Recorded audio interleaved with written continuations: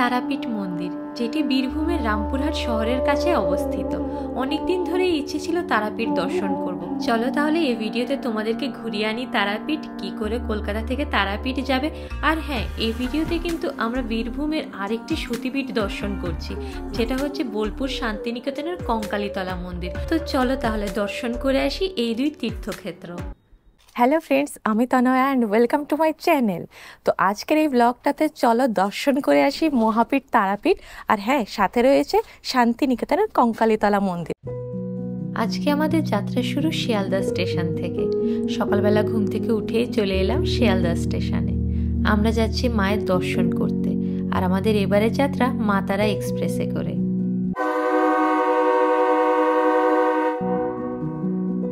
সময় এখন সকাল 7টা কুড়ি, আর আমাদের ট্রেন একদম রাইট টাইমে ছেড়ে দিয়েছে। ট্রেন মোটামুটি ফাঁকাই ছিল, খুব একটা বেশি ভিড় ছিল না ট্রেনে।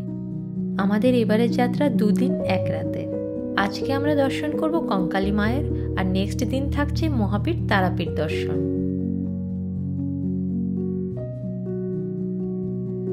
ঘড়িতে সময় এখন সকাল 10:30, আর 3 ঘন্টা জার্নি শেষে ফাইনালি আমরা পৌঁছে গেলাম বোলপুর শান্তিনিকেতন স্টেশন। তোমরা যদি শান্তিনিকেতনে এসে সরাসরি কঙ্কালীতলা মন্দির দর্শন করতে চাও, তাহলে প্রান্তিক station is the best option.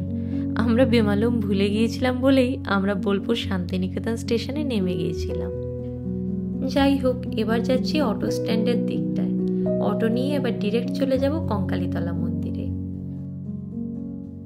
Station থেকে এখন টোটো নিয়ে নিলাম 150 টাকা করে।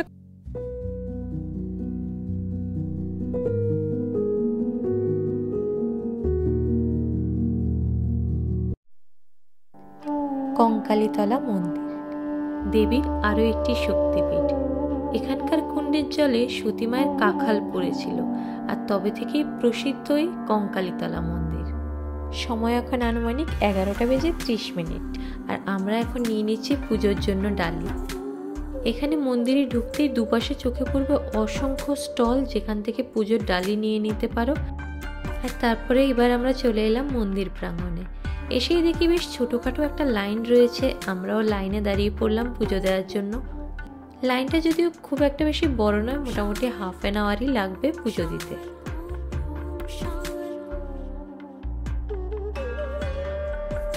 কিছুক্ষণ লাইনে দাঁড়িয়ে তারপর ভাবলাম একবার মন্দিরের সামনে দিয়ে গিয়ে মায়ের দর্শন করে আসি। আর তারপরে অল্প কিছু সময়ের মধ্যেই আমরা মন্দিরে প্রবেশের সুযোগ পেলাম, আর তারপরে মায়ের দর্শন পেলাম। অনেক দিন পরে মনে হলো যেন ভারী মনটা হালকা হয়ে গেল মায়ের দর্শন পেয়ে। আর তারপরে আমার সাথে ঘটলো একটি ঘটনা। আমি তো মায়ের দর্শন করছিলাম আর ভিডিও নিচ্ছিলাম, পিছনটায় ফিরে দেখি হঠাৎ করেই যে মন্দিরের দ্বার বন্ধ হয়ে গিয়েছে, কিনা ভোগের সময় হয়ে গিয়েছে। তো কিছুক্ষণ সময় ভোগ আরতি হচ্ছিল, ভিতরে পুজো হচ্ছিল, ততক্ষণ সময়টা আমি মন্দিরের ভিতরেই ছিলাম। আর এতে করে মনটা আরও খুশি হয়ে গেল। মনে হলো যেন মা তারা নিজে থেকেই মন্দিরের ভিতর কিছুটা সময় আমায় আটকে রেখেছিল।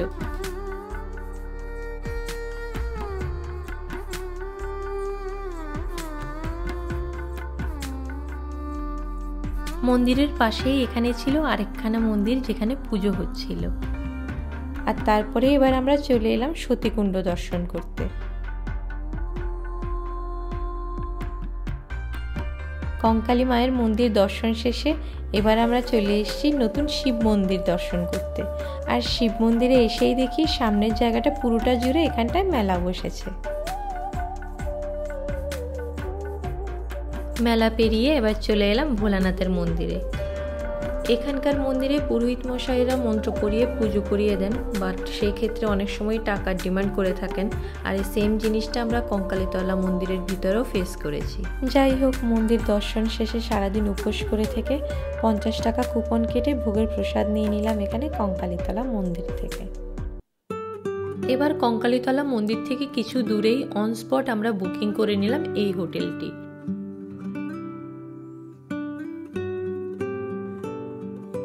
আমাদের এই রুমটির কস্টিং পড়েছে একদিনের জন্য নন এসি রুম 1000 টাকা।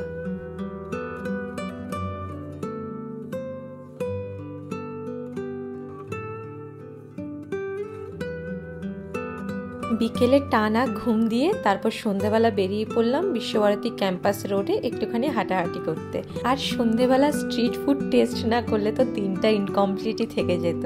তো এভাবেই শেষ হলো আমাদের ডে 1। কঙ্কালী মায়ের দর্শন শেষে আজকে আমরা শুরু করছি ডে 2। আর ডে 2তে আমাদের রয়েছে আজকে তারাপীঠ দর্শন। দ্বিতীয় দিন সকালে হোটেল চেক আউট করে একটা টোটো নিয়ে চললাম প্রান্তিক স্টেশনের উদ্দেশ্যে। তারাপীঠ দর্শনের জন্য আমরা যাচ্ছি 11:47 কৌলিক এক্সপ্রেসে করে রামপুরহাট জংশন। আর আমাদের যেতে সময় লাগবে 1 ঘন্টা। তোমরা যদি সরাসরি কলকাতা থেকে তারাপীঠ দর্শন করতে চাও তাহলে তোমরা শিয়ালদা বা হাওড়া থেকেও অনেক ট্রেন পেয়ে যাবে। যেমন শিয়ালদা থেকে তোমরা সকাল 7:20 মা তারা এক্সপ্রেসে করেও সরাসরি চলে আসতে পারো রামপুরহাট জংশন। আর তাছাড়া এই কৌলিক এক্সপ্রেস হাওড়া জংশন থেকে ছাড়ে সকাল 8:55।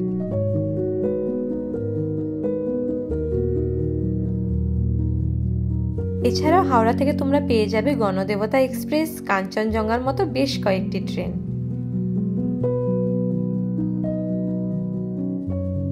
প্ল্যাটফর্ম থেকে বেরিয়েই 50 টাকা করে নিয়ে নিলাম শেয়ার অটো। আর এবার আমরা ফাইনালি যাচ্ছি তারাপীঠ।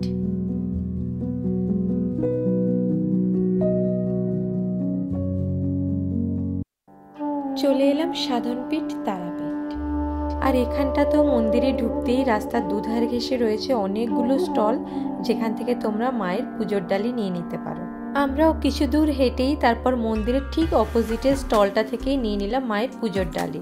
আর পুজোর ডালি নেওয়ার সময় দেখলাম যে স্টল থেকে আমরা পুজোর ডালি নিয়েছি সেই স্টলের নাম লেখা একটি কার্ডও আমাদের অ্যাড করে দিয়েছে।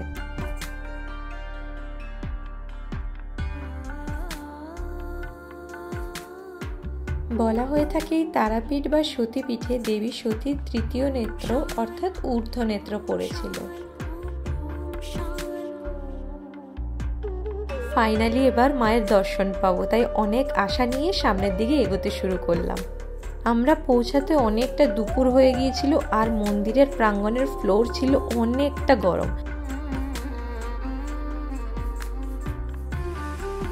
কিন্তু মন্দিরে সেইভাবে আমরা খুব একটা বেশি লাইনের ভিড় পাইনি।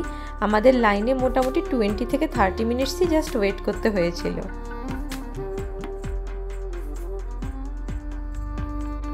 তারপর কিছুক্ষণ লাইনে দাঁড়ানোর পর দেখলাম যে দোকানের যে নেমিং কার্ডটা আমাদের দিয়েছিল সেটা দেখে একজন পুরোহিত মশাই এগিয়ে এলেন। আর তারপর উনিই আমাদেরকে সাহায্য করলেন মন্দিরের ভিতরে নিয়ে যেতে।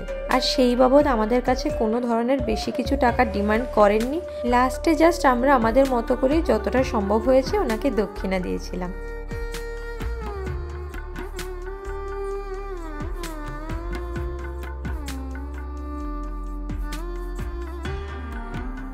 যাই হোক, চলে এসছে সেই মহেন্দ্রক্ষণ। অনেক দিন ধরে অপেক্ষা করেছিলাম মায়ের দর্শন পাওয়ার, আর ফাইনালি মায়ের দর্শন পেয়ে গেলাম। মন ভরে মাকে দর্শন করলাম আর দু চোখ ভরে দেখলাম মায়ের মায়া ভরা রূপ।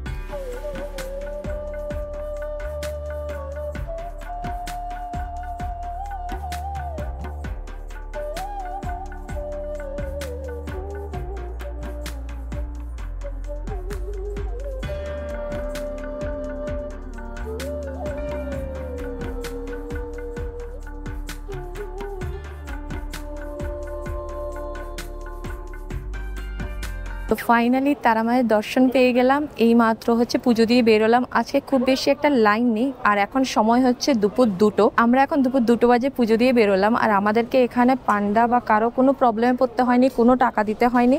আমরা মন্দিরের সামনেই যে ফুলের দোকানটা ছিল ওখান থেকে ডালি কিনেছি। তারপর এখানেই পুরোহিত মশাইকে ফোন করে দেওয়া হয়েছিল। আর উইদাউট কোনো জবরদস্তি হচ্ছে আমরা খুব সুন্দরভাবে সামনে থেকে মায়ের দর্শন করতে পেরেছি। সারাদিন উপোস করে পরে এবার চলে এলাম ফাইনালি প্রসাদ নিতে। এসে জানতে পারলাম এখানে বিনামূল্যে প্রসাদ দেয়া হয়ে থাকে। আর প্রসাদের মধ্যে ছিল বিশাল আয়োজন। মায়ের ভোগের অন্ন, খিচুড়ি, ঝুরি ভাজা, সবজি, মায়ের ভোগের মাছ, মিষ্টি, চাটনি, পায়েস, জল, কত কিনা দিল। প্রসাদ পেয়ে যেন মনটা তৃপ্তিতে ভরে গেল। নেক্সট আমরা এবার চলে এলাম মহাশ্মশান দর্শন করতে। তারাপীঠ এলে মহাশ্মশান দর্শন না করলেই নয়। অনেকটা শান্ত পরিবেশ ছিল মহাশ্মশানের চারদিকটা। মহাশ্মশানের দিকটা এসেও আমরা নিয়ে নিলাম পুজোর ডালি। ওখান থেকেই জানতে পারলাম যে মায়ের ভোগ খেলেও কোনো প্রবলেম হয় না, পুজো এখানে দেয়া যায়। তাই পুজোর ডালি নিয়ে চলে এলাম মায়ের রাঙা পা ধুয়ে দিতে।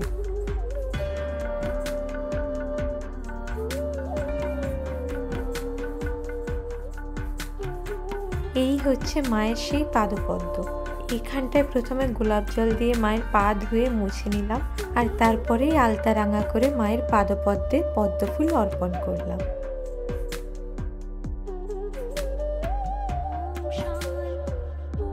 আর পাশেই রয়েছে মায়ের একনিষ্ঠ ভক্ত সাধক বামাখ্যাপার সমাধি মন্দির।